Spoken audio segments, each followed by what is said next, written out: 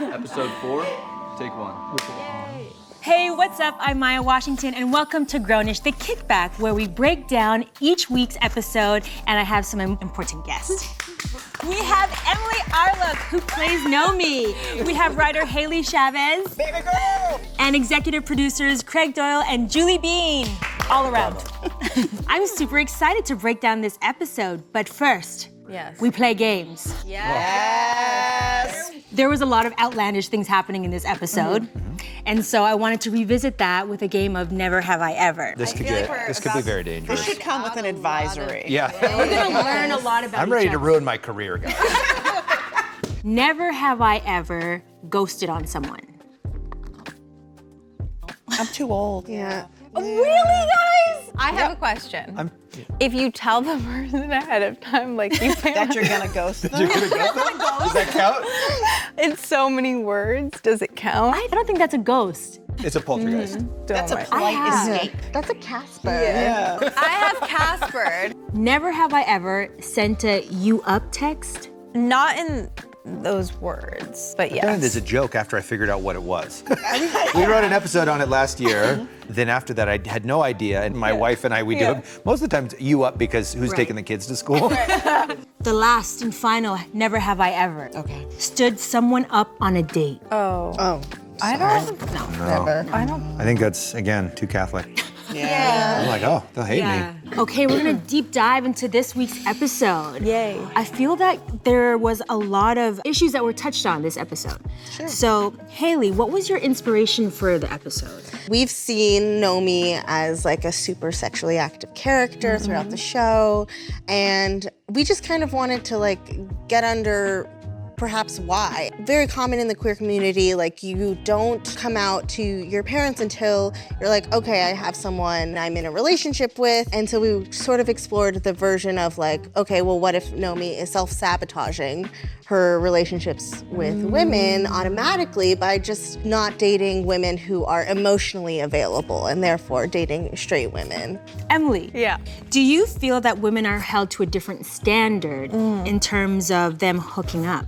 I do. Please explain. That's been going on since the dawn of time. It's like the Madonna horror complex. We see that in the episode with Zoey and Anna kind of getting on Nomi about it, and specifically Anna kind of during that classroom scene, she really calls her out and embarrasses her, calling her a misogynist, and people kind of piggyback on that. What we talked about in the room is that, like, when you know a woman who's got a lot of activity, it's kind of like, oh, with a dude, it's like, way to go, dude. It's just kind of the stereotype is like, you high five a guy to death if he's doing that when it's a woman. Unfortunately, the perception is we haven't that moved past that yet. yes, that we haven't quite true. done that yet. So The thing for Nomi is to just say, well, that's the stereotype. Like, you know, it's okay for men and not okay for women.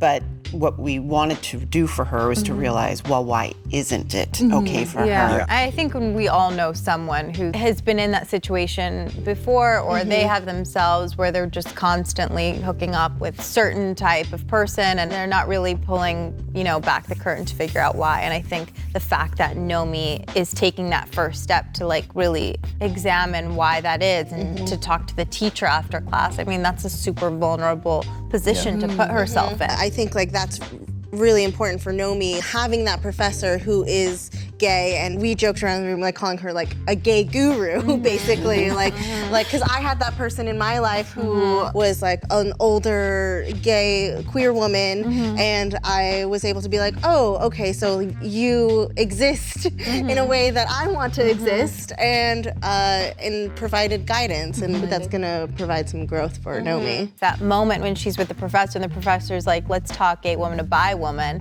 and Nomi's put up such a fight with people saying, I'm not gay, I'm bi, and here's someone looking her in the eyes and acknowledging her and saying, I see you, you're bi. It's like, that's a huge moment. And I think all people really want in life is to have an experience where they feel seen and they feel understood, and to have that can be a watershed moment. I would love to know what your favorite highlights from the episode were. To me, it is my favorite first shot of any episode we've ever shown. yeah. Nomi shot through the oven. She opens the door and Lizzo singing "Good as Hell." I mean, with the director, Todd Bierman was doing it. I was like, "What are you doing?" I'm like, "This is gonna be stupid." And You let him do him. I love it. That is one of my favorite moments in the show. Yeah.